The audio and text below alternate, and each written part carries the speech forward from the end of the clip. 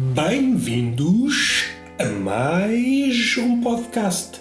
Sim, continua a ser um podcast. Espero não desanimar aqueles que, mais amigos da novidade, que ao ouvirem que é outra vez um podcast, pensam para eles próprios ou para os botões, não sei, podem estar tronco nu e assim não conseguem pensar para os botões. Têm que pensar para o material que reveste o corpanzil. Se for um rapaz que é habitado por penugem. Se for desabitado de penugem, então terá de arranjar outras formas de comunicar consigo próprio sem parecer maluco. Este foi um interlúdio possível, mas retomando, dando um passinho atrás, que isto é uma dança humorística. O que é que me apraz dizer sobre isto? É um podcast, mas até ver é um podcast, e aqueles que são mais amigos da novidade já estão em alvoroço. Epá, isto é sempre a mesma coisa, um podcast que é sempre um podcast. Assim não dá, assim vou pregar a minha indignação e o meu elogio, que também sou rapaz para quando a ocasião se proporciona a expelir o meu elogio. Assim não, é sempre eu estava à espera de ouvir chegar aqui e deparar-me com uma loja de roupa sonora. O rapazito, este que vos fala, desculpem, está-me a desdobrar em pessoas e a mim próprio. Não tenho. Isto é a crise e eu aqui tenho que ser polivalente. Tem que ser eu e as pessoas que ficciono. Ficciono ou não, podem ser pessoas reais. Depende da minha capacidade imaginativa. Há capazes. Há capazes. A boca fugindo para a verdade para um tema que posso abordar mais à frente. Há capazes. Mas também há incapazes. Aqui há uma graçola do género à féria, onde brincamos de forma traquina com a palavra e com aquilo que queremos dizer mais à frente, de uma forma mais ou menos inócua, se bem que estamos no século XXI, então nada é inócuo, tudo é rastilho para a zaragata, para a rixa, para a bulha. Mas ainda entrando num podcast enquanto loja de roupa sonora, é uma ideia a pegar. Não sei se serei eu, posso ser já o precursor ou o pioneiro ou o empreendedor. Vou vender esta ideia, comprem-na. Também não usem assim sem dizer nada, ao menos deem-me crédito. Alguém que está a descrever peças de roupa, um género de um Proust ou um Essa de Queiroz, que em 5 minutos descreve uma peça de roupa e a pessoa nem sabe muito bem a peça de roupa, porque essa peça de roupa, esta é a magia da literatura, é uma peça de roupa diferente consoante a pessoa que está a ouvir. Ou seja, uma peça de roupa, se estiver a ser ouvida por 500 pessoas, são 500 peças de roupa. E isto é uma magia. Aqui não estamos muito embeiçados pela personalização. A peça é personalizável via imaginação. A peça, concretamente, é sempre a mesma peça, mas como vocês não conseguem aceder visualmente à peça, a imaginação trabalha isso com as vossas coisinhas, com a dispensa que está a cargo nos neurónios, a vossa memória, e então tentam montar as peças com aquilo que vocês querem, com aquilo que vocês acham que é, e criam uma peça à vossa medida.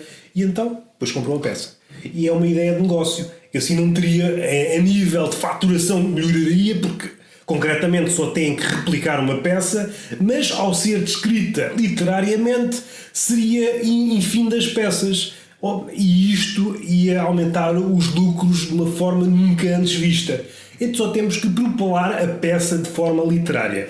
Isto é uma achega, a publicidade está em decrescendo, a publicidade é sempre aquilo que mais ou menos queremos ouvir, com uma forma, com um perfume de engodo. Se for um tubarão tem que estar ali açucarado.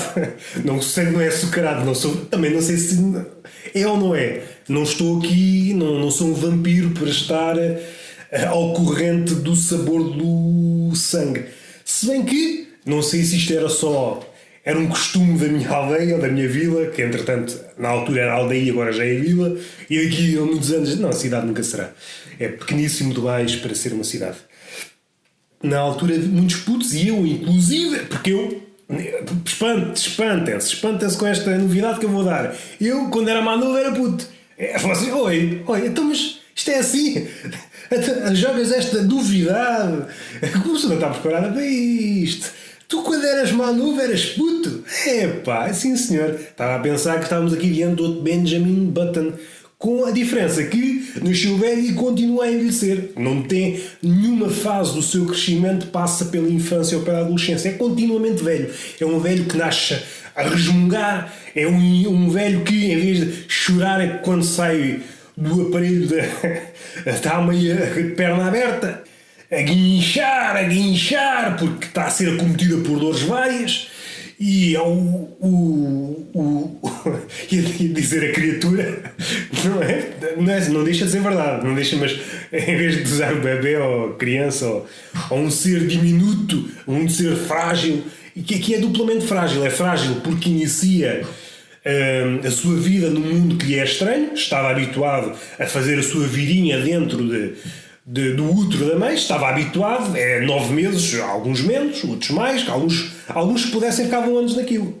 Alguns ficavam anos naquilo, até posso dizer mais ou menos, consoante vocês. Eu posso dizer que digo mais, mas vocês, não, estás a dizer menos, porque o essencial já foi dito. E então, a partir de só estás a formosear, estou a dizer bem, a formosear, tornar formoso, ou usando outro sinónimo, a decorar. Uma coisa que de outra forma seria outra coisa. Agora fui interrompido, recebi uma mensagem no Facebook e metade do meu cérebro tentou captar, porque eu não vi, só vi que acendeu e vi o nome da pessoa, e tentou captar o sentido da mensagem, porque houve uma mensagem anterior e ele estava a tentar decifrar, e parte do meu cérebro foi para aí, e outra parte ficou tipo um estagiário entravado a tentar dar conta do recado, mas não aconteceu este novelo de coisa nenhuma, que vocês dizem, sim senhor, está aqui um rapaz que está nas últimas.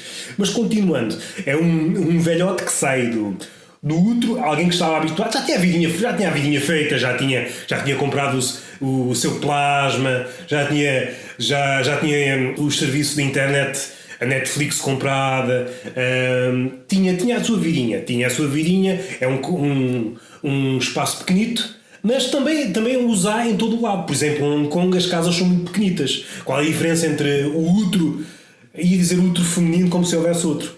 Neste momento podemos dizer que é uma redundância, mas as redundâncias têm aqui um asterisco, mormente invisível. O que é hoje redundância daqui a 1000 anos pode não ser. Se bem que estamos neste momento, uma vez que ainda não foi inventada a máquina do tempo, restringidos ao nosso tempo. E aqui há outro asterisco, este é fluorescente, este vê-se muito. O presente é um mirador privilegiado sobre o passado. E aqui vou tentar não me esquecer para pegar nesta frase açucarada para prolongar o raciocínio para outro caminho, um caminho que vai ser penoso, mas vai ser dito, ou então não vai ser dito, porque eu posso esquecer-me, mas ficam já com esta frase: o presente é o mirador privilegiado sobre o passado, e é isso que devemos aproveitar e com cautela, mas também contentes com esse privilégio, porque poderemos observar o passado de uma forma que aqueles que o vivenciaram não o conseguiram. E até numa escala mais reduzida, numa janela de tempo mais reduzida, podemos observar o nosso próprio passado com olhos mais enxutos.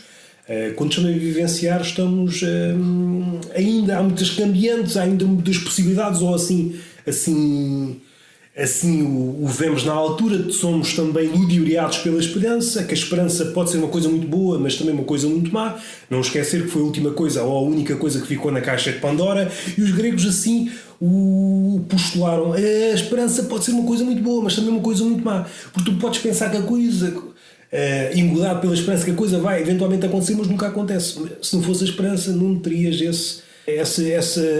essa propensão para a espera. É difícil avançar muito mais nisso. Tem essa parte boa, porque é bom esperar, mas tem que haver aí alguma lucidez no caminho para saber quando é que devemos matar a esperança. Ela não é a última a morrer. Numa pessoa que rumina as suas ações ou a sua relação com o sítio onde se insere, tem que ser capaz de matar a esperança se for caso disso. E então ela não é a última a morrer. A pessoa neste caso, é a última a morrer no seu mundinho. se estiver confinado ao mundinho de dois seres que é a esperança e ele. Isto foi uma chega muito triste.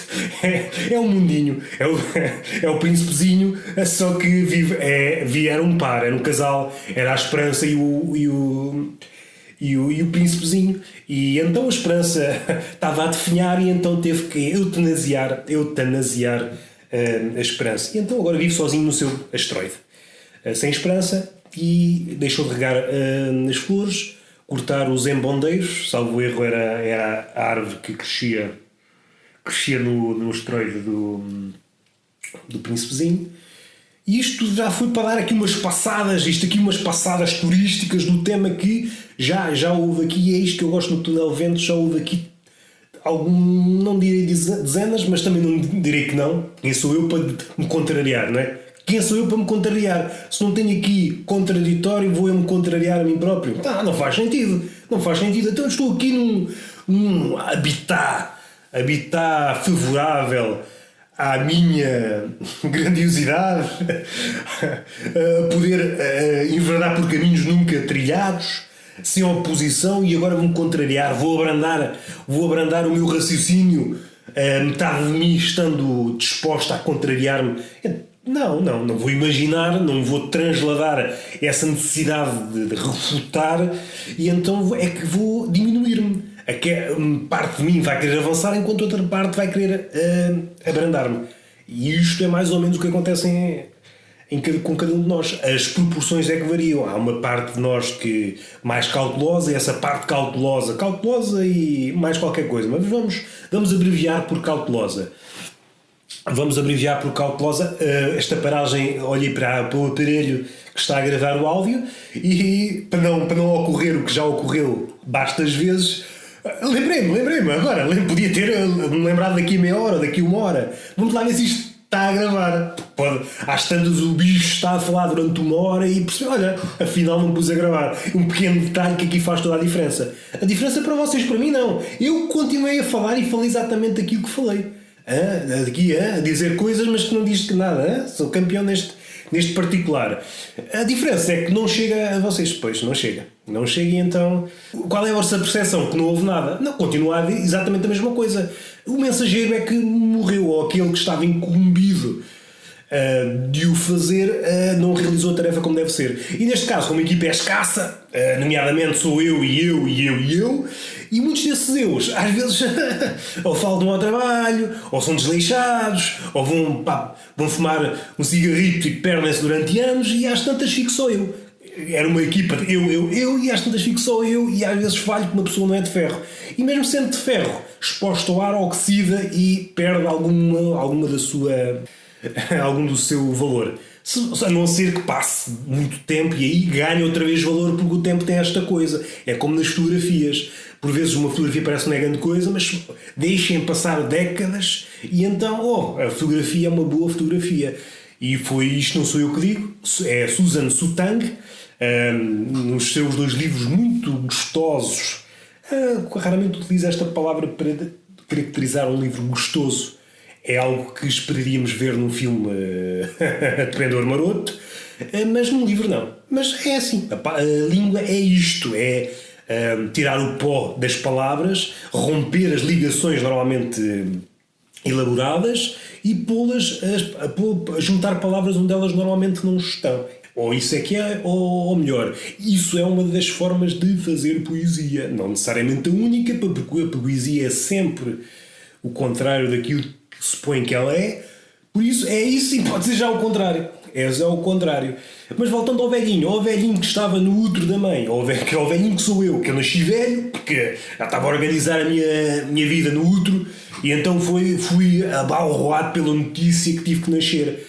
Vi uma mãozinha lá, então rapaz, então não se bate à porta, não se bate a eu a comer a minha açorda, porque eu sou alentejano, e o alentejano chega a uma certa idade que basicamente a dieta dele é minis, vinho, alguns tipos de bebidas alcoólicas. Aí é muito...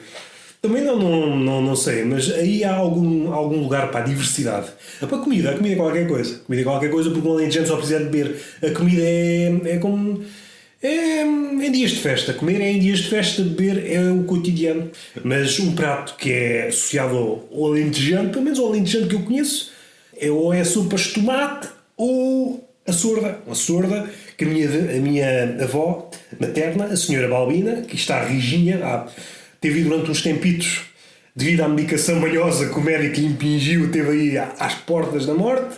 Estava assim meio atordoada, parecia um tigre depois levado a dois dardos tranquilizantes no bucho, ou nas orelhas, ou no lombo, ou seja, onde for, e estava ali meio, oi, vai, não vai, mas agora outro médico, o meu colega, porque aqui há sempre aqui uma diplomacia em efervescência. Dá quase vontade do médico dizer aquilo bandalho, aquilo que eu não percebo nada desta coisa. E a dizer merda. Porquê é que não disse merda?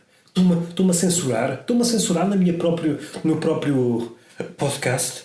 Quem és tu? A parte de mim é um censor. É outra figura que habita dentro de nós. Somos habitados por várias figuras. Rambo ou Rimbo? Rambo, agora esqueci-me como é que se pronuncia. Bandido. Não sabes pronunciar o poeta maldito. Não é preciso buscar essa referência. Posso buscar a referência que nos está mais à mão, que é o Fernando Pessoa. Nós somos múltiplos. A diferença entre o comum mortal e Pessoa é que ele explicitou o seu lado múltiplo. Para o comum dos mortais, explicitar ou dar pasto a cada um daqueles que carrega dentro de si iria levá-lo à loucura. E muitos poderão dizer, isso foi mais ou menos o que aconteceu a Pessoa, pelo menos no estádio final. Sim, talvez, mas não vamos abordar o tema, porque isso é um tema muito literário para abordar neste podcast, conduzido por alguém ocasionalmente papalvo. Pode ter rasgos de inteligência, mas é a espaços e dificilmente controláveis.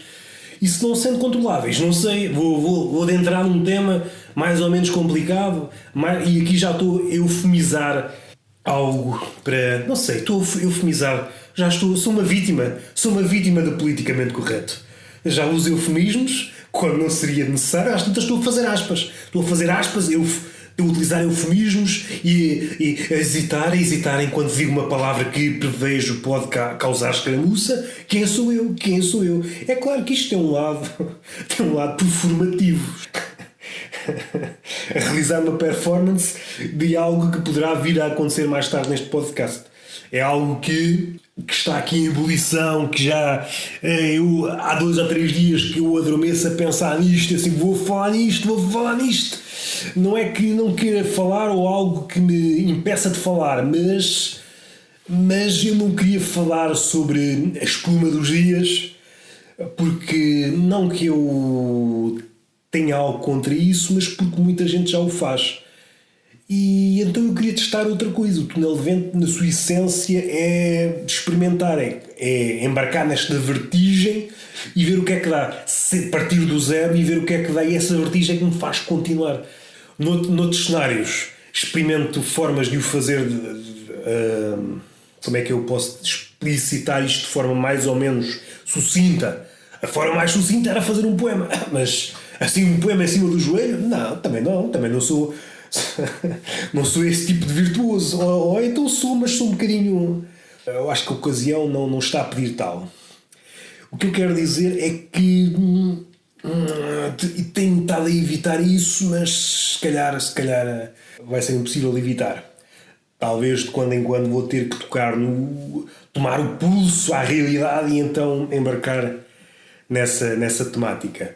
E a temática será o do politicamente correto, coisa que de quando em quando, às vezes em assuntos que nada tem a ver, dou-lhe ali uma chega, aqueles mais expeditos, aí com o miolo aí mais alerta, terão dado conta que eu faço isso, às vezes explícito mesmo, já tenho falado várias vezes, mesmo...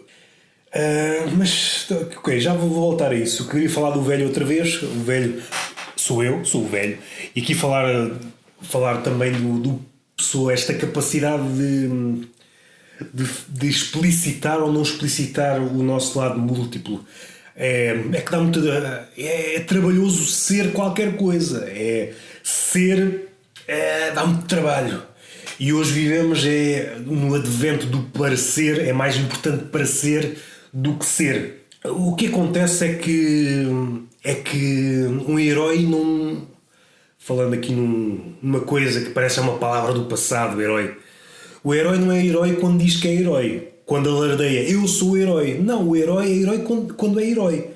A partir do momento que está a alardear, a propagandear que é herói, parte da energia, que nós somos finitos nessa coisa, ninguém sabe muito bem a energia que carrega, mas de forma geral acho que é fácil de ver, somos finitos em energia. E então, a partir do momento que há um dispêndio enorme a propagandear eu sou isto ou eu sou aquilo, depois quando chega a hora da verdade, não tens força para ser exatamente aquilo que disseste que ias ser. Parece confuso, mas acho que vocês conseguem compreender, porque eu espero que tenha um público espetacular. Não menos que espetacular, um público minimamente espetacular. Isso já não me interessa. Eu quero um público que vem para aqui depois de mamar livros e livros e livros. Abre o livro As Cartas de Lucídio, de Séneca, e vem para aqui todo inchado de coragem que o mundo vai se esfregar sobre os seus olhos. Nada o vergará, nada. Nada. É assim, eu estava a pensar numa coisa, mas depois pensei noutra associada ao livro. O Séneca, se quisermos pensar, esse livro é um livro de motivação antes de existirem livros de motivação, na acessão menos contaminada da palavra. Hoje um livro de motivação tem uma acessão muito negativa, é um livro mastigado que diz exatamente aquilo que queremos ouvir. Agora não estou a lembrar de mais nenhum, mas há uns quantos, não há muitos, mas na acessão de aqui forneço-te aqui uma forma de poderes guiar a tua vida, mas não vou entrar pezinhos de lã, não te vou satisfazer o teu ego, e isto aqui é, não sendo sempre, várias vezes, é para dinamitar o teu ego, é para perceber que a vida é amarga, isto vai ter muitos obstáculos, e aqui ofereço-te algumas formas de lidares com aquilo que a vida te apresenta.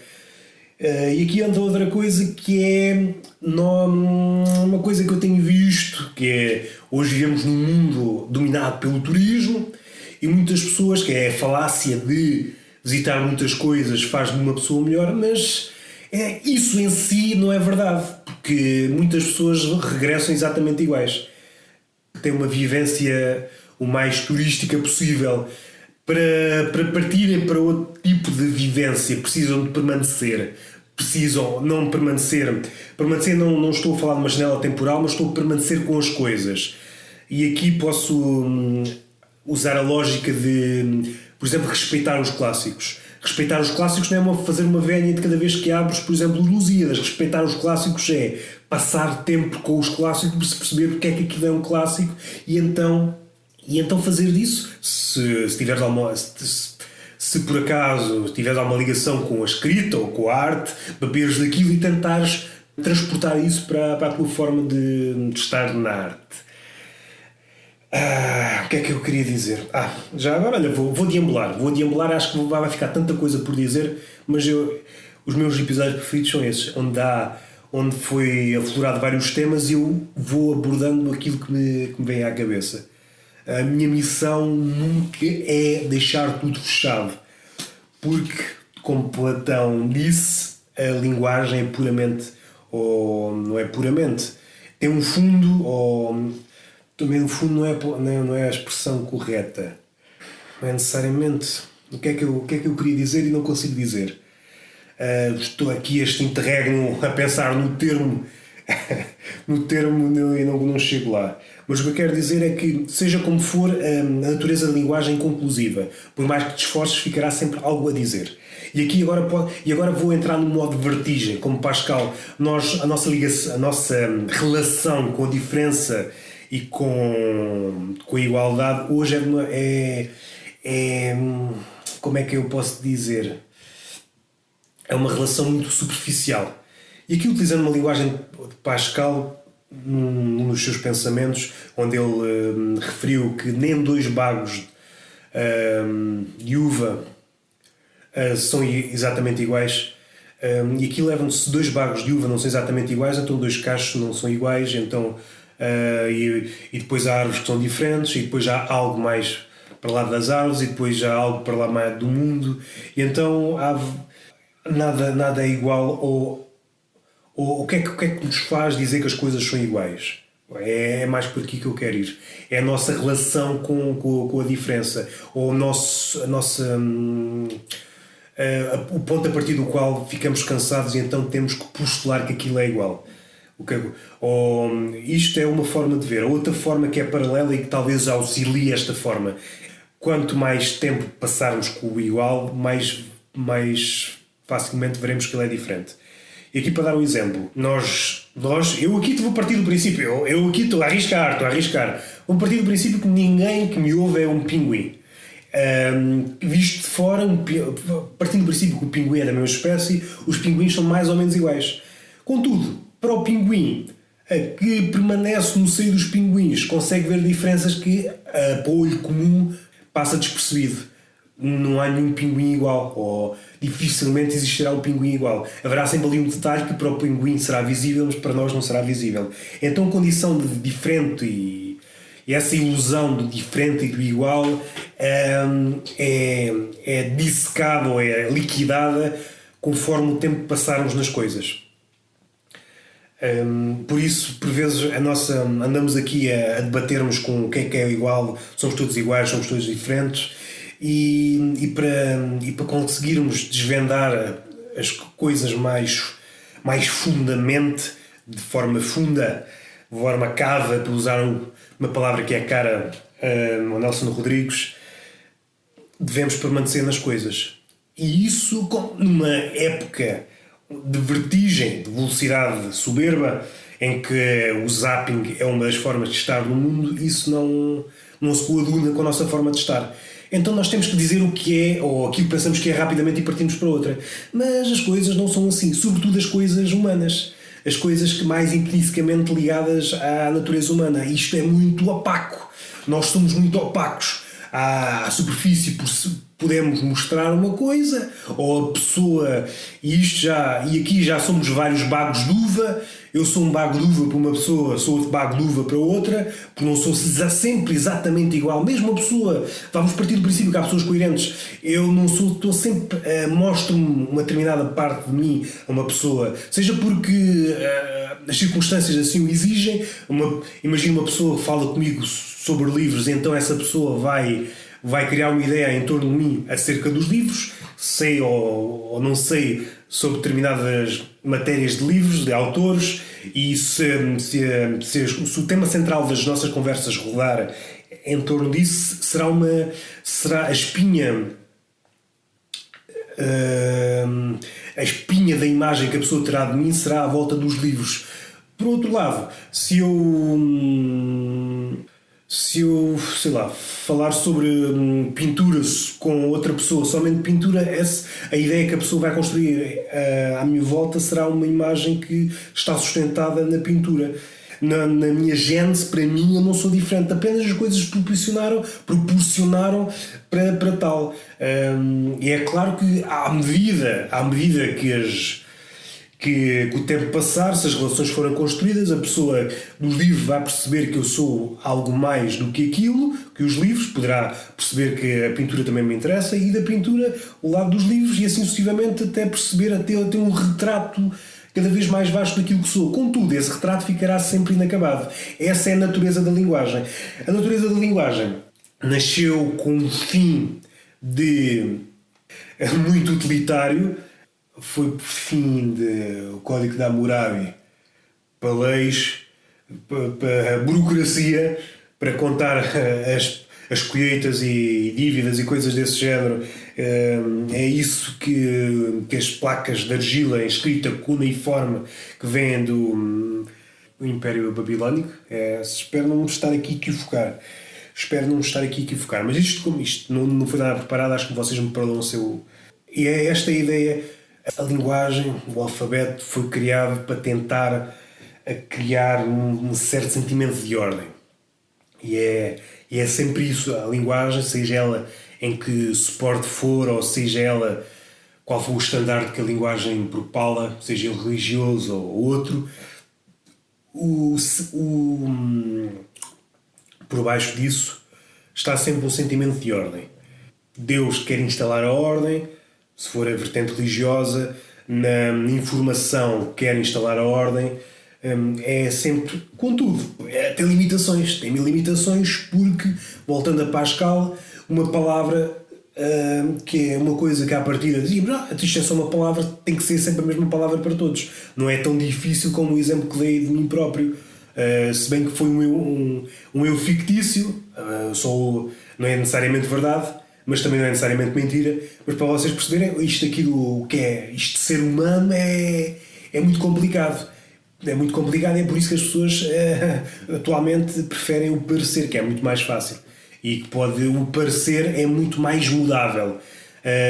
Se durante uma janela de tempo é melhor ser de determinada maneira, a pessoa aparenta ser daquela forma. Daqui a 6 meses é melhor ser daquela forma, então muda. O parecer é mais...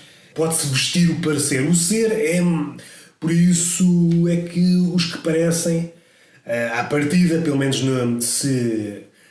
se abreviarmos esta coisa que é estar vivo a fins monetários, uma pessoa que está mais adaptada a parecer é muito mais bem sucedida que um ser, passa a redundância, que está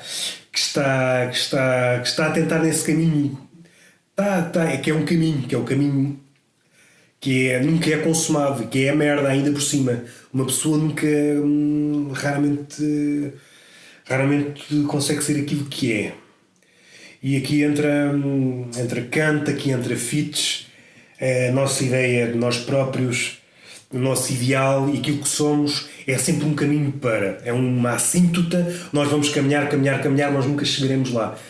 Se quisermos a nossa ética íntima, nós vamos caminhar, mas nunca chegaremos lá. E é um trabalho que, se quisermos, chato, se o lermos ou interpretarmos à luz dos nossos dias. É um trabalho chato porque é moroso e é inconclusivo, tal como a linguagem. E o ser humano é muito complicado e por isso causa-me sempre uma comichãozita quando tentam dissecá-lo assim às 3 pancadas. A nossa natureza é opaca. Embora exista, dá uns anos esta parte, a metáfora ou a alegoria do homem transparente, o homem é tudo menos transparente. O que ele pode é parecer-se com o homem transparente. É diferente. Mas há um lado perverso do homem transparente. Se o homem for realmente transparente, o que é que isso não tem conteúdo? Então o homem apresenta-se transparente porque a sociedade assim o exige, porque não podes ter nada que seja escondido. E então, qual é o lado perverso? O homem fica uma casca envidraçada, sem conteúdo nenhum. E é para aí que caminhamos, será? Talvez. O homem talvez difícil, mas não sei. Não sei. Não vou lançar prognósticos porque não tenho... A minha certidão de profeta ainda não foi obtida, ainda estou no curso. Não vou já tentar aqui armado em campeão. Não vou. E isto para dizer que é muito complicado ser pessoa ou ser um ser humano, por mais que haja muitas ideologias da nova escola que o neguem, mas é mais por imposição de outros fatores. Há aqui várias dinâmicas que concorrem e hoje é possível um cenário assim um bocadinho maluquito. O que é que concorre? Concorre o politicamente correto e depois há várias... Isto é complicado. Se quiserem saber bem coisas sobre isto, o que é que leitores podem ler sobre estas coisitas? O Byung-Chul Han, que é um filósofo coreano, que há uns livritos dele muito bons sobre isto. Acho que é um ótimo ponto de partida. Depois podem ler o Zizek. Muitos leitores às vezes são um bocado atreitos, são um bocadinho reticentes quanto à leitura de Zizek porque ele é comunista. Contudo, há 2 livros que se calhar devem ser lidos, que é a Violência, acho que é assim que se chama. Eu estou a citar de memória, posso me enganar, mas se vocês quiserem mesmo ler, digam-me, eu depois. E o último livro dele, não sei, acho que é Coragem do Desespero ou Coragem no Desespero. É um livro de capa preta que foi traduzido que eu acho que, não sei se foi este ano ou no ano passado, pela Relógio d'Água. É um bom livro que trata fala muito sobre o politicamente correto e sobre tudo o que isso acarreta. É porque há várias coisas que estão aqui a concorrer e por vezes é difícil já definir o que é o politicamente correto, e hoje nada é estanque, então umas coisas aproveitam-se umas das outras. Vou tentar aqui sumariar. Esse livro do Zizek é bom, e um autor assim mais pesadito, o Canetti, que foi prémio Nobel. Há vários livros dele, os ensaios são particularmente bons para perceber o homem enquanto massa comporta-se de forma diferente. Nós, quando nos juntamos, propendemos para o lado animal, comportamos. Há qualquer coisa que entra em curto-circuito na nossa cabeça. E isso é bom para tentar compreender o nosso século. É um bom ponto de partida até para verem a forma como isto tudo é tratado de forma tão superficial que não se fala nada. Não, é só fogacho e ninguém toca o pulso da realidade. E o assunto é tão complicado e pouca gente o faz. Estamos a viver numa era muito fragmentada, onde derivada a nossa fome por informação, mas a informação em si não é nada. Precisamos ligar coisas, precisamos de tempo para respirar, para depois a partir daí trabalhar sobre isso. E como não há tempo, como não temos tempo para digerir nada, então parece que estamos sempre condenados a estar no mesmo sítio, sem grandes avanços. Estes são bons autores. E, por exemplo, no Canetti, um livro essencial, A Massa e Poder, é um livro grandito, mas aí já se calhar o mais pesado de todos os que eu disse. Do filósofo coreano, acho que há um que é Psicopolítica, acho que eu se calhar estou-me a enganar, mas olha, que se lixe. É um bom livro, mas há outros, A Sociedade do Cansaço. Ele tem vários. Isto é complicado de tentar, mas é por isso que talvez me interesse por estes temas. Não sei se já perceberam, o túnel de vento é esta vertigem de ser obrigado a pensar, porque ao contrário do que acontece muito, seja nestes formatos, seja na vida dita real, as pessoas estão formatadas para os resultados que vêm com guiões. Eu digo uma coisa, a pessoa diz aquilo que eu quero ouvir, ou já tem um contraditório, mas um guião que já foi ouvido. E se a conversa dá ali uma guinada inesperada, a pessoa assusta-se, não sabe, porque não está habituada a pensar. E pensar pode parecer uma laracha, não. Pensar é muito difícil. É raras as pessoas que eu vejo a pensar, porque pensar, e isto é que é complicado e é perverso nos tempos atuais, pensar está sempre associado ao erro. E nos dias que correm, como estamos muito afeiçoados aos resultados, o pensamento é quase postulado. Vamos seguir isto, vamos numa ótica de Google, vamos clicar numa palavra, essa palavra aparece. Imaginem, vou dar aqui um exemplo. Anteriormente, quando queríamos ver o significado de uma palavra no dicionário, tínhamos que o folhear. E quase certeza que vocês, antes de chegar à palavra, iam encontrar outras palavras até chegar lá. Talvez até mais interessantes que aquela palavra que primeiramente vos incitou à procura. Hoje em dia é diferente. Por exemplo, seja no Google ou seja, por exemplo, no Primeran, vocês colocam uma palavra que não sabem o significado, ou que têm dúvidas acerca de uma acessão, ou se têm dúvidas, seja o que for, vocês carregam e são teletransportados para lá. Não há caminho, o caminho foi cortado. Há só um ponto de partida e um ponto de chegada. Todo o percurso, aquilo que nos faz exatamente ser aquilo que nos define como homens, porque se um dos livros que aborda a natureza humana de uma forma inigualável é a Odisseia de Homero. O homem faz-se enquanto caminha. Se nos cortam o caminho, então há qualquer coisa que falha. Porque se estamos só direcionados para os resultados, perdemos não conseguimos, é-nos vedado, e vai chegar a um ponto que até o caminho vai se tornar uma palavra antiga. Nós vamos estar só habituados a partir de um sítio e chegar. O caminho vai ser abolido. E neste exemplo do dicionário, parto à descoberta de uma palavra. Mas, entretanto, vou encontrando palavras ou antigas palavras, ou palavras que nunca vi, e este caminho vai-me tornar mais rico. no caso do Google ou no Primeiro, eu clico a palavra e chego. Não há caminho, não há experiência. E isto parece um exemplo inócuo, mas transportado para o cotidiano é perigoso, porque se aplicarmos isso às pessoas, nós esperamos uma pessoa e queremos que exatamente que a pessoa nos entregue aquilo que nós procuramos, sem que haja caminho, sem que haja tempo para a pessoa desdobrar, para folhear a pessoa, para descobrir novas pessoas na pessoa. E aqui não estou a fazer um trocadilho com o Fernando Pessoa que há pouco referi, para descobrir novas pessoas na pessoa.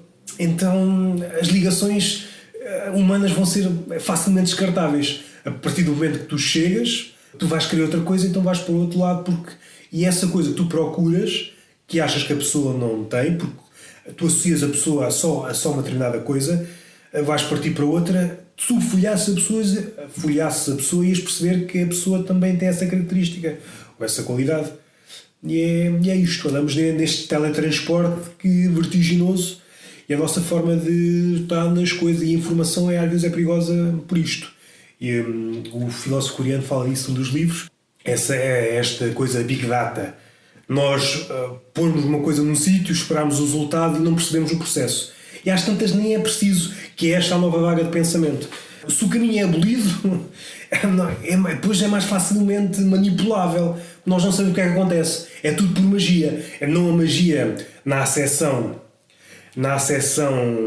mais moderna do termo, um feiticeiro, mas a magia no sentido mais antigo, que é a coisa está num sítio e salta para outro sem que nós percebamos muito bem o que é que acontece. Isso é que é a definição de magia, pelo menos a acessão mais antiga, e então vamos ficar todos aparvalhados porque ninguém sabe. Há de haver um grupo restrito de pessoas que sabem exatamente como é que as coisas acontecem, mas a maioria, seja por falta de tempo, seja por zapping de que formato for, zapping emocional, que anda a saltar de pessoa em pessoa, a saltar de palavra em palavra, a saltar de texto em texto. É uma forma muito turística de estar, porque não estaca num sítio e aprende. O saltar pode ter alguns benefícios, mas em si não é superior àquele que fica no mesmo sítio. E aqui, para voltar um bocadinho a tema, para fazer um paralelismo ao início desta ideia com o lado turístico, é das pessoas que viajam muito, mas enquanto pessoas não crescem. Porque há vários exemplos, por exemplo, na literatura ou na filosofia, por exemplo, Kant não necessitou de sair da sua terrinha para fazer aquilo que fez. Porque o que é essencialmente humano repete-se num espaço muito curto. É preciso existir olhos para isso. É treinar os olhos para ver para lá do que... É preciso destacar, é preciso permanecer e esperar que as coisas desabrochem e tentar recebê-las, percebendo que é tudo inconclusivo e ficaremos sempre aquém. Temos que lidar com isso. O homem faz mais com aquilo. O homem, como é que o homem se faz? O homem faz com aquilo que tem. O que é que podemos fazer com aquilo que tem, e não pensar o que é que eu podia fazer com as coisas que eu poderei vir a ter. Não é uma boa lógica. Essa falácia do viajar muito e tornar-me boa pessoa pode ser verdade, mas não é uma verdade absoluta. Não é uma verdade absoluta, porque uma pessoa, se quiser, estando no mesmo sítio, consegue ver realmente o mundo. O mundo humano repete-se em espaços muito curtos. Bastam 2 ou 3 pessoas para replicar o mundo. A única coisa que poderá ganhar é claro que os olhos têm que estar preparados para isso, ou têm que estar receptivos a isso. É a geografia do mundo, os cenários magníficos que a natureza nos proporciona à volta do mundo.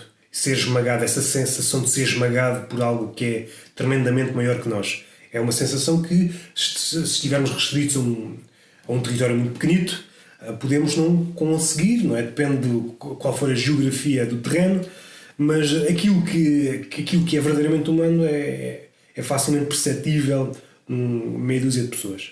Tudo depois repete-se, com nuance ou não, mas depois cabe à imaginação. E aqui eu vou tocar aqui noutra coisa, uma pergunta recorrente, e aqui voltando à redundância. O que é uma redundância? E este tempo, não vou dar exemplos, já escrevi isso há uns dos anos, Há várias coisas que a linguagem é uma forma de tomar o pulso da realidade ou de coisas, ou a realizar profecias que expande-se de coisas que hão de vir. Por isso é que o profeta, na acessão mais antiga, era aquele que via um bocadinho mais à frente, ou aquele cujo conhecimento era maior que o da maioria. E por isso é que o fazia ver coisas mais à frente. É claro que depois surgiram outro tipo de profetas, na nossa acessão mais moderna do termo, mas a linguagem dá para ver muitos os vícios e perceber o que é que vai acontecer à frente. Vícios que começaram a aparecer há coisa de 10 anos e lá para cá foram aparecendo, extinguindo, tomando outras formas. Por exemplo, os eufemismos. Carlin bateu-se muito sobre isso. Acho que foi uma luta inglória, porque eles continuam aí e toda a força. Acho que agora se extinguiram um pouco. Extinguiram-se um pouco porque os eufemismos tentaram eufemizar os eufemismos. Enganei-me.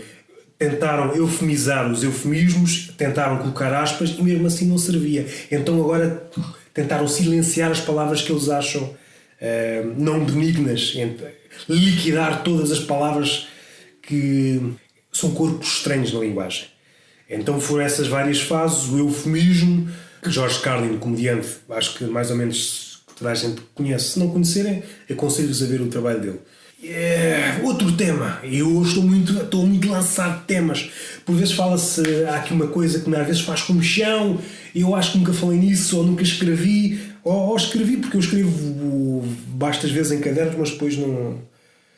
Esta questão do comediante e do humorista, há umas fações que dizem que o humorista está num patamar assim e o comediante noutra, e outros dizem o contrário. Mas a fação mais numerosa diz que o comediante retrata. É mais um exercício de repetição e o humorista trata mais o original. Sim, posso conceder isso. Contudo, precisamos de observar a palavra original. O que é original? A palavra original é retornar à origem, voltar à origem. E então isso, se quiserem é uma repetição pelo menos numa parte. Qual é a diferença que o separa de uma pura repetição? É quando retorna à origem, quando dá outra volta, imaginando que isto é uma órbita, vai ser diferente. E é essa a motivação, é aquilo que deve empurrar quem está nas artes. Concluída a volta, voltar à origem, sair de lá diferente. E é isso que faz um verdadeiro artista de um artista, entre aspas. Um artista, entre aspas, para nos chamar um faro, um artífice daquilo, um artífice do aplauso. E aqui entra outra coisa, o comediante é...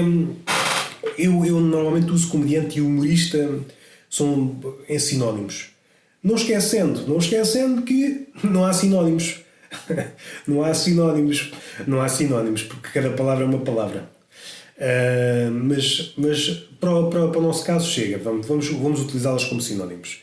Aqui esta linguagem, podemos estar a desnovelar todas as coisas, mas chega a um ponto que temos que ceder e temos que postular certas coisas para o bem da nossa sanidade. Então vou postular que uma coisa é igual à outra. Comediante é talvez o artista que está numa posição mais ingrata. Ingrata porque se o estendermos, se o colocarmos na esfera da literatura, é, como Lobo Antunes disse, é o gênio mais complicado de nascer. Há muito poucos génios de comédia. Aquele que consegue arranjar uma forma nova de fazer comédia. Já se calhar há eu não quero dizer um século, mas pelo menos se calhar há uns 50 anos não parece assim um grande comediante. Um comediante, quando eu digo na esfera da literatura, alguém que consegue inovar, a fazer ir para além das fórmulas. É um comediante, é um papel ingrato por várias razões. Primeiro porque rir é muito difícil e fazê-lo consistentemente mais difícil é. Depois está numa posição ingrata porque, ao contrário, por exemplo, de algo que no limite ou na melhor comédia é muito parecido, a melhor comédia é muito parecida à poesia, pelo menos no lado mais subversivo do termo, a comédia pode aproximar-se muito da poesia, até na linguagem Um caso, temos alguns casos, o Jorge Sousa Braga, aproximam-se. Ao contrário da poesia, a poesia não vive necessariamente do público, ou pode esperar pelo público. Pode, como se utilizando uma linguagem, pode escrever contra o mundo.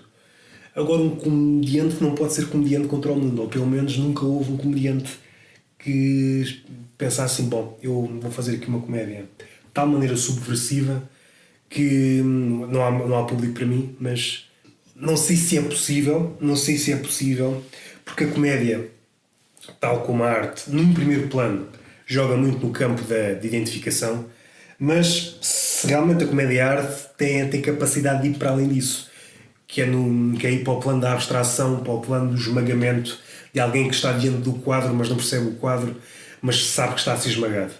É esse sentimento. A comédia, nos últimos tempos, raramente se atira para aí. É um sentimento que depois também tem que ver com o riso. É muito difícil definir o riso, tal como tudo o que é arte é muito difícil definir o que é, mas o riso está sempre... é difícil definir o riso.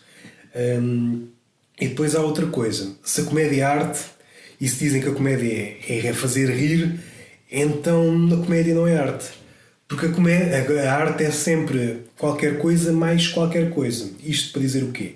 Se postulam que a comédia é fazer riso, é produzir risos, então a comédia tem que ser produzir risos e mais qualquer coisa, porque a arte é sempre mais qualquer coisa. Se o Fábio de uma determinada arte faz exatamente o que outro Fábio está a fazer, outro artífice, então não está a fazer arte, está só a replicar o que outro faz. E é aquela questão da comédia: tem que fazer rir, mas tem que fazer... Não sei exatamente o que é que a comédia tem que fazer, mas sim tem que fazer mais qualquer coisa. É esta a ideia que me interessa, e é o ponto que eu cheguei no meu raciocínio. Sei que a comédia, para ser arte, tem que fazer rir e fazer mais qualquer coisa. Não me perguntem o que é fazer mais qualquer coisa, porque também parte do outro lado. Parte do outro lado da recepção, como disse, vou usando a ideia de Pascal: não há dois bagos de uva iguais. Então cada pessoa vai receber a ideia de forma diferente. Isto eu estou a deambular muito, mas eu estou a apreciar. Estou a apreciar aqui. Estou a apreciar porque estou aqui num poço onde estou a pensar para vos dar qualquer coisa, e isso agrada-me. Eu podia partir de textos que já escrevi sobre isto, politicamente correto, ou temas que já elenquei aqui no episódio, e me daria-me alguma assertividade, mas eu prefiro ir por aqui, tentar adentrar ou enverdar por trilhos do labirinto que ainda não percorri, ou não percorri com as ideias que fui aflorando. E é a mesma coisa percorrer uma rua, mas chega um certo dia, isto já me aconteceu, certo dia vejo uma parte de uma certa secção de azulejos que eu nunca tinha visto, e penso para mim: mas isto já esteve... Será que isto esteve sempre aqui? Será que eu já passei aqui centenas de vezes, mas só hoje é que aquilo me despertou a atenção? E é uma boa forma de baixar a crista, de perceber que nós sabemos tudo e já não necessito de olhar para aquilo que me rodeia, quando é um percurso que é 1000 vezes visto. E então regressa à ideia de Kant que não é preciso ir muito longe. Temos que estar com os olhos abertos para a diferença, ou para a igualdade, ou para aquilo que nos rodeia, e tentar perceber se nós mudamos com o tempo. Então devíamos olhar continuamente para as coisas, porque a reação vai ser diferente, e então vamos adicionar ou retirar coisas, vamos adicionar ou retirar atributos conforme a nossa relação com essas coisas. Uma janela aberta, num dia qualquer pode ser uma janela aberta, mas no outro dia, imagina um amigo, vou dar aqui um exemplo, que suicida tirando-se do 8º andar, então aquela janela aberta não é apenas uma janela aberta, é a lembrança de um amigo que se suicidou, e então isso faz-nos viajar. Não sei porque dei este exemplo, ou por acaso sei, mas não vale a pena entrar aqui em detalhes. O que é que eu quero dizer? O que é que eu quero dizer mais? Isto ficou tanta coisa por aflorar. Esta coisa do comediante vou tentar fazer aqui uma súmula. É ingrato o riso é complicado, é das coisas mais complicadas. É ingrato porque está muito dependente do público. Se calhar é a arte que está mais dependente do público. O asterisco será que há uma possibilidade de um comediante ser de tal maneira subversivo que não necessita de público ou pode esperar pelo público, tendendo que a comédia está muito apegada à identificação e tem medo de dar o próximo passo no que a arte diz respeito. Saber que a comédia é rir e mais qualquer coisa. Tentar entender esse mais qualquer coisa é o que define o artista. O mais qualquer coisa do artista 1 é X, o mais qualquer coisa do artista 2 é Y, e assim sucessivamente. E é isso que diferencia. Se não às tantas bastava existir um artista, não é? Não vale a pena existir réplicas, não. E volta isto na questão do original e da cópia, da novidade, do nosso afeiçoamento também tem que ver com a nossa memória individual e coletiva está muito débil, e então por vezes recebemos o velho, ou o velho como novo, porque nós estamos tão apegados ao novo, queremos novidades e não nos apercebemos que aquilo já aconteceu. É também uma falácia, a falácia do novo, que é por ser novo é melhor. Não, pode ser como pode não ser. Temos que demorar mais tempo a tentar esvendrar o assunto. Uma coisa, por ser nova, não é melhor. É nova. Primeiro vamos verificar se é nova. Se há coisas inteiramente novas. Acho que tem que, pegando na ideia anterior da origem, voltar à origem, terá sempre algum pé no passado e então tentará dar um salto para alguma coisa nunca feita. E o que é que eu queria dizer mais? Por vezes é o que eu queria dizer. Hoje já ouvi isto várias vezes, mas em palestras de literatura há sempre alguém que pergunta, e salvo erro até foi feito ao Gonçalo M. Tavares numa palestra, acerca dos livros dele, e até depois expandindo essa pergunta para vários livros que a pessoa depois referenciou, que é se ele não tinha medo do livro dele. Salvo erro era o último, A Mulher Sem Cabeça. É mais qualquer coisa, o título é grande e não me lembro, mas acho que é o último livro dele. O último livro dele, não, que já surgiu outro livro. Um livro de literatura. Esse foi o penúltimo. Até já li o último e eu não me lembrava. Mas o Mulher Sem Cabeça, se não tinha medo de ser entendido como perverso. Primeiro, deu logo ali o perverso, que é a nossa ligação às palavras. E isso é muito... faz-me rir, porque é a nossa ligação pueril às palavras. O lado perverso. O que é perverso? O prefixo para é percorrer. Então é percorrer o verso. A face, o verso, é o que está oculto, tentar percorrer o oculto. Isso tanto é válido na literatura como em toda a arte. A arte é muito mais percorrer o verso do que percorrer a superfície. Também pode ser. Também é a forma como se anda que também faz. A forma como se anda, para utilizar uma linguagem mais literária, é o estilo, a forma como pode estar a percorrer um percurso ou um itinerário já 1000 vezes percorrido. Mas se o fizer de uma forma... Imaginem, se o trajeto foi percorrido a andar, se o fizer a saltar, a experiência vai ser ligeiramente diferente. Então é essa a marca do estilo. É claro, estou a dar um exemplo pueril, e depois há uma parte engraçada também a respeito de uma palestra do Gonçalo M. Tavares, que acho que foi quem estava a moderar a conversa, chamou, não sei em contexto, mas apelou de racional, e depois às tantas pediu desculpa. Como se racional, e depois o Gonçalo M. Tavares interveio, ao que a gente chegou. E estava-se a referenciar a este clima de várias coisas que eu talvez vou elencar ou não, porque isto se calhar o podcast já vai longo. O clima que a gente chegou para racional ser visto como uma coisa negativa. É só para vocês verem o estado das coisas. E uma pergunta que é muitas vezes foi feita ao Gonçalo M. Tavares, mas também já foi feita a vários escritores que eu não sou muito de ir a palestras, mas de quando em vez vejo no YouTube algumas que me interessam. Uma pergunta que é recorrente nos últimos tempos é, e isto aqui já foi debatido várias vezes, até no Brasil é uma coisa, como é que acha possível de, não sendo a personagem ou não tendo qualquer... Imagina, vou dar um exemplo, o exemplo mais claro. Um escritor homem, se não se sente constrangido a ter uma personagem feminina, se acha que isso lhe dá o direito ou se tem capacidade de o fazer. Isto é uma questão daquelas, pegando na redundância e nos eufemismos e nas aspas, esta é uma daquelas coisas onde podemos tomar o pulso da realidade e perceber que andamos assim todos um bocadinho maluquinhos. Porque a ficção, a literatura é exatamente isso, é a possibilidade de ser outro. A partir do momento que nos negam a possibilidade de ser outro, então a literatura morre. É essa capacidade. E essa capacidade, o que é que tem por inerência? Pode errar e pode acertar. Tem que haver essa margem de erro. Se não há tantas, o que acontece com a grande maioria dos livros são exatamente a mesma coisa. São exatamente a mesma coisa porque o escritor está com medo de errar, porque então no cinema acho que ainda é mais grave que a literatura, porque a literatura ninguém lê, então não estão debaixo do radar.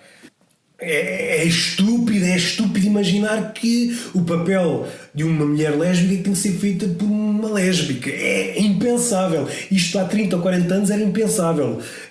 E aí podemos partir do princípio um heterossexual fazer o papel de homossexual e vice-versa, um homossexual fazer de heterossexual, e podemos ir por aí afora. Um ator é a possibilidade de ser outro.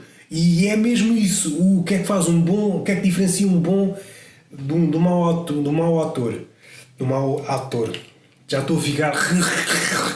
A minha voz, eu sou um rapaz muito débil, uma saúde muito débil, e tenho aqui uma janela de tempo para estar mais ou menos confortável, mas depois os meus pulmões de asmático começam a definhar e dizer: puxa, tens que acabar com isto, que eu não tenho capacidade para continuar. Então vou tentar terminar. Muita coisa foi aflorada e aquilo que me trouxe cá não aflorei, porque eu também sou assim. Então, o que diferencia um bom do mau. Agora porque é que o meu subconsciente está a trocar ator por autor? Não sei, já não tenho tempo para estar aqui a destrinçar isso, mas o que diferencia um mau de um bom autor, agora fiz a brincar, o que diferencia um mau de um bom ator é a capacidade de ele se metamorfosear noutra pessoa. Quanto melhor ele é outra pessoa, melhor ator é. Acho que isso não me oferece dúvidas. A partir do momento que o ator só pode ser aquilo que é na vida real, então deixa de ser ator, está. Então é um bigorada. Mas não vale a pena fazer filmes. Mete-se uma câmara na casa dele e ele transmite. E depois o editor corta as partes para fazer um filme. O cinema está morto em si. Não vale a pena. Não andamos aqui. Andamos todos aqui maluquinhos a estas perguntas. E quando a recorrência aumenta, mais há aqui qualquer coisa, mas é um sintoma de uma doença que não percebemos muito bem o quê, mas é um sintoma. A partir do momento que alguém pergunta a um escritor que se sente confortável a falar de uma mulher, sente a ter uma personagem que com trissomia 21, então se calhar isto está a ficar assim um bocadinho maluquito. Não é? Isto não é um escritor, não é um jornalista. O escritor é, se quisermos usar o paralelismo do ator, é a capacidade de ser algo pôr-se na pele de alguém. Se for pode não ser, mas se for uma narrativa muito alicerçada em personagens, é a capacidade de ser outro, e então com aquilo que tem tentar na melhor das hipóteses, tentar criar vida naquelas com as ferramentas que tem. Que o escritor, as ferramentas que tem é o alfabeto, e então com essas ferramentas tentar criar vida, e não isento de erros, ou como direi, não é para afagar o ego de ninguém. A literatura, há duas formas de fazer literatura, e se antigamente a literatura que mais puxava os leitores era a literatura que desafia, hoje não, é a literatura e que é, entre aspas, não gosto de usar aspas, mas aqui vou ter que utilizar aspas porque não é bem literatura. A literatura que afaga o ego não é bem literatura. Há duas posturas. Há aquela postura de entrar no livro para ser esmagado, perceber: ainda não sei nada sobre este assunto, ou aquilo que sei sobre determinado assunto, quando comparado com isto, não é nada de especial, então vou ter que saber mais, vou ter que me dedicar mais ou seja, o que tema for. E outro tipo de livros que está mesmo a dizer aquilo que eu já sabia, sou mesmo bom.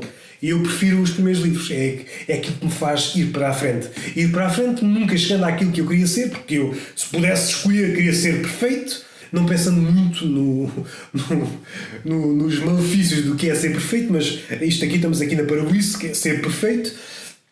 Mas como não sou, tenho que fazer esse caminho para tal, e então tenho que ser desafiado por aquilo que mais exigente. Ou, utilizando uma expressão de Herbert Welder, temos que escolher o nosso maior inimigo antes que seja tarde, para nos medirmos com alguém supremamente maior que nós, para podermos, pelo menos, por hipótese, será que eu vou conseguir crescer até lá? Ou, utilizando a metáfora ou a alegoria mais conhecida de todas neste campo, a Moby Dick, algo inalcançável que nós queremos arpoar, mas que nos vai fugir sempre. E é com a Moby Dick, esse cachalote albino, que não é só um cachalote albino, pode querer dizer muitas coisas, para o inalcançável. Pode ser outra forma de Ítica, a Moby Dick. É aquilo que está para... podemos avistar, mas mesmo que a avistemos, ela já será outra coisa. E nunca a poderemos derrotar. Bom, foi. Queria falar... O assunto que me trouxe cá, agora posso desvendar, era o politicamente correto. Esta coisa da Serena Williams, que está-me a fazer estas vagas comichosas que surgem nas redes sociais, fazem-me um bocadinho de comichão, e então tive que aqui a deambular, e este exercício de pensar, não querendo trazer nada do que já escrevi sobre o assunto, quis deambular para ver até... para ver o que é que isto dava, e não deu nada. É porque qual é a minha posição em relação a isso? A maioria de nós analisa as coisas muito superficialmente, e é preciso passar tempo para analisar os assuntos. Tendo eu... E aquilo que eu, há pouco, quando estava a dizer que várias coisas concorrem e nada é estanque, vou tentar ser mais concreto. Há o politicamente correto, há a forma pueril de estar nas coisas, a forma muito de bebê, de chorar quando uma coisa não nos agrada, a postura de consumista, exigir isto tem que ser assim porque tem que ser assim, estarmos embeçados pela velocidade, pela informação, não ter tempo para estar nas coisas, e então também a nossa relação com a igualdade e estranheza é ligeiramente deformada pelo facto de não pernoitarmos nas coisas. E isto depois leva a vários mal-entendidos. O que é que eu posso dizer mais sobre isto? O que é que eu posso dizer? Estas várias coisas concorrem, e hoje já ninguém sabe muito bem o que é que guia quem. Se é o politicamente correto que está à frente, ou já às tantas já ninguém sabe muito bem o que é o politicamente correto. Pegando na frase, nas primeiras, o presente é um mirador privilegiado sobre o passado. Hoje podemos ver as coisas que estavam a suceder debaixo dos nossos olhos e nós não previmos ou não associámos, como aquilo que disse da linguagem, os eufemismos, as aspas, as redundâncias. Estava a acontecer debaixo dos nossos olhos e nós não tomamos. George Carlin fez um trabalho infrutífero. Tudo o que ele lutou não serviu de nada, pelo menos nesse campo, que foi um dos campos onde ele mais batalhou. Hoje, se ele estivesse vivo, acho que se passava da cabeça, acho que dava um tiro nos cornos. Há uma batalha que se trava entre a comédia e o politicamente correto. O que deve ser dito e o que não pode ser dito. E isso nega uma das capacidades da comédia. Ou aquilo que vem depois do riso. Após o riso, o que é que pode acontecer? A redenção. Algo que é negativo, e após o riso nós sentimos-nos aliviados. Quando nos impedem ou dizem que a comédia não tem essa característica ou esse poder, então a comédia fica reduzida. Não sei. Bom, eu queria falar sobre outras coisas, ficará para outro podcast. Espero que tenham gostado. Subscrevam nas merdas que metem aí. Falem no SoundCloud. Escrevam. Falem. Vocês é que sabem. Eu não sei também quais são os limites das vossas capacidades. Mas porque às tantas isto podem começar a falar. Não, eu fui ao SoundCloud e falei. Não ficou gravado. Olha, que a tecnologia ainda não chegou a esse ponto. E culpa é que tenho eu. Mas eu falei contigo, Roberto. Então façam isso. Quem tiver um iTunes, faça estrelinhas, comentem. Sigam-me nas redes que eu vou meter na descrição. E este será um tema, como vocês já devem ter reparado, que eu vou voltar várias vezes. Eu escrevi sobre o assunto e não quis a repetir o que escrevi sobre o assunto, porque isso será tema para uma outra coisa. Uma outra coisa que eu não posso revelar, que é gosto de ser misterioso. Se hoje toda a gente pode ser misterioso, então eu também posso ser misterioso. Uma coisa que eu não posso revelar, está bem? Para fechar num tom desanimador, Saramago dizia que o problema deste século, dos próximos tempos, num programa brasileiro, não sei que se ainda está... Era um problema muito... Um problema. Depois há programas que são problemas. Um programa chamado Roda Viva, em que ele dizia que um dos problemas do século, e não sei se ele falou no século passado, mas é um problema seguramente do século XXI, é a interpretação. Não sabemos interpretar nada. E aqui voltamos a tocar na ferida, que é a interpretação existe quando nós pernoitamos nas coisas, quando nos demoramos. Se nos demorarmos nas coisas, não conseguimos interpretar nada, então temos que pegar em explicações que andam a pairar aí no éter da internet e os jogamos. Temos de taxar as coisas com nomes que normalmente barram o diálogo, pessoas que normalmente dizem que são propaladores do diálogo, são embaixadores do diálogo, mas a partir do momento que a outra pessoa refuta, epá, tu és xenófobo, tu és feminista, usei isto com acesso negativo. Foi o meu inconsciente a fazer piadas. Deixem o meu inconsciente fazer piadas, se faz favor. Deixem-me, está bem? Não sejam assim. Mas vocês perceberam, taxam logo as pessoas, catalogam as pessoas com... E isto é complicado. Porque o diálogo não é isso. Tu estás a falar com uma pessoa e do outro lado estás a ouvir a mesma... É um reflexo. Não. Um diálogo é esperar ouvir algo contraditório e a partir daí vamos perceber para onde é que a conversa vai. A minha ideia sobre determinada coisa pode modificar-se ou não, ou então parte-se para a zaragata. Mas agora, essa ideia de diálogo muito pueril, não, isto vamos dialogar, eu gosto muito de dialogar. Tu disseste algo que eu não concordo, então tu és um bandido. Tu mereces ser erradicado, mereces ser... Porque eu gosto de liberdade, mas tu, quando dizes algo que não me agrada, deves ser erradicado. É uma posição muito consumista, muito de catraio. E depois há uma coisa que eu não... que é a minha nova até parece que é um brinquedo novo. Eu estas coisas concorrem. Cheguei à conclusão que há outra coisa que eu não... Só há meses é que eu me apercebi, que é a nossa relação com a curiosidade. Que também tem muito a ver com o tempo, mas é outra forma de... Cada vez estamos menos curiosos. E tem a ver com esta coisa do teletransporte. E quais são as repercussões que isto vai dar? O que é que isto vai dar? Não sei o que é que isto vai dar. Mas talvez seja o tema para o próximo podcast, próximo episódio. Espero que tenham divertido, espero que tenham pensado muito, espero que coisas e tais.